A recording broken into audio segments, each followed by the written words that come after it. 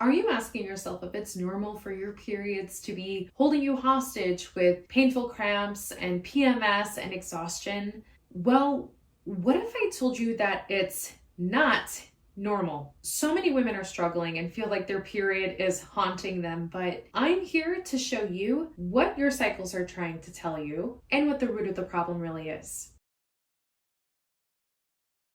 When God designed our bodies, He created our hormones to serve as little messengers to make sure that all of our body systems can communicate directly to each other. But when our hormones are out of balance, there are a whole list of things that can go wrong, and our hormones will start to signal to our body systems that they're in trouble. This can happen because of stress, malnutrition, toxins in our environment and in our food, or even just because modern life is really fast-paced and not the healthiest for us. Our bodies were designed to work in harmony, but when something throws that balance off, it's like a domino effect, and each system affects the other, which affects the other, until everything is off and out of sync. To better illustrate this point, imagine that hormonal balance is like all of your hormones tuning into the exact same radio station and singing the exact same song, like, do you remember the 21st night of September? Your whole body is playing the exact same radio station and singing in unison. Every system of your body knows exactly where the other systems of your body are in the song and which station to tune into. Now, one of your hormones is encouraged to revolt and tune into an entirely different radio station, which is playing an entirely different song, like when the sun goes down and my side of town. One by one, your hormones decide that each one of them wants to revolt and tune into their own separate radio station and start blaring their own songs to get your attention. Isn't she lovely? Please don't stop the music. Look at this photograph. Is it too late now to say sorry?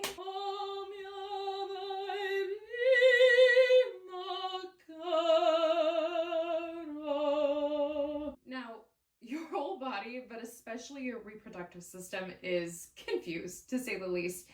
It's getting mixed messages from different parts of your body, and it can't seem to get back to tuning into just one radio station and singing September. So your cycles start to change, and symptoms start appearing: fatigue, pain, mood swings, cravings, bleeding before or after your period, because your body isn't communicating effectively anymore.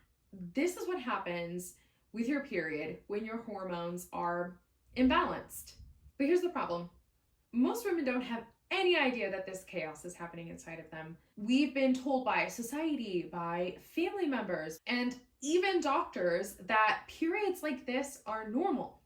Which brings me to my next point.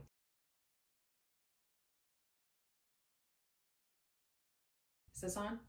Just because something is common does not mean that it is normal. I'm going to say it again because it took me years to deprogram from this myth. Just because something is common does not mean that it is normal. Normal is healthy, and healthy is normal. Okay, those two things are synonymous.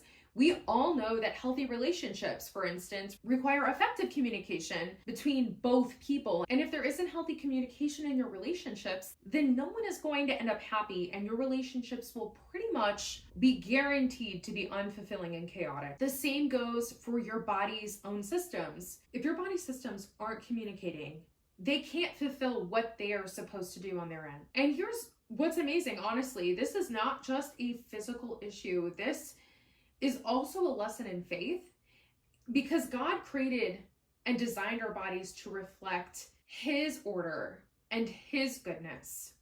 So when things are out of balance with our own bodies, it's not just a health struggle.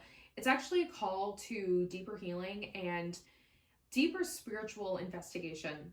For you created my innermost parts. You wove me in my mother's womb.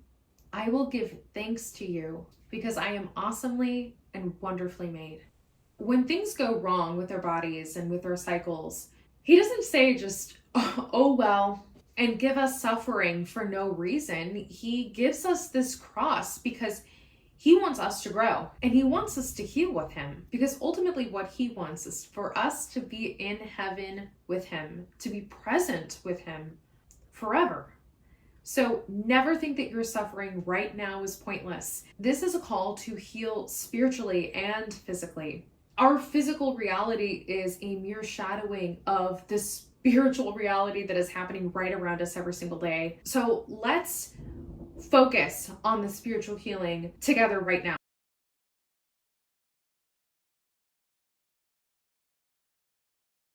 As a young girl, one of the readings I remember most from Mass is the story of the young girl who was brought back to life by Christ. This is Matthew chapter 9. We're going to start with her father approaching Jesus. While he was saying these things to him, an official came forward, knelt down before him and said, "My daughter has just died, but come lay your hand on her and she will live." Jesus rose and followed him, and so did his disciples.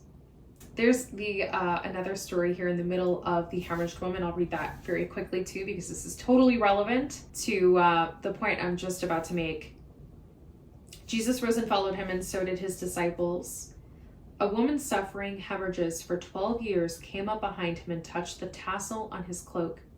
She said to herself, "If I can only touch his cloak, I shall be cured." Jesus turned around and saw her and said, "Courage, daughter, your faith has saved you." And from that hour, the woman was cured. When Jesus arrived at the official's house and saw the flute players and the crowd who were making a commotion, he said, "Go away. The girl is not dead, but is sleeping." And they ridiculed him. And when the crowd was put out, he came and took her by the hand, and the little girl arose.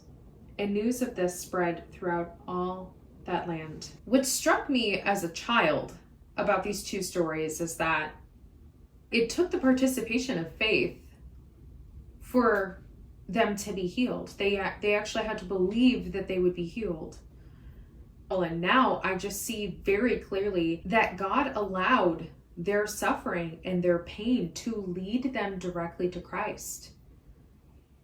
So if you've been battling painful periods, you should know that there is hope. I'm going to be showing you how to get to the root of these issues, to balance your hormones naturally, and find the healing that God desires for you, both spiritually and physically. If you are looking for healing right now, watch this video right here where I share all of the things that I learned from my experience with painful periods that I struggled with for 10 years, and hear a little bit more about how I found my solution too. Make sure to subscribe so you don't miss what's coming next. And if this resonated with you, then please let me know down in the comments.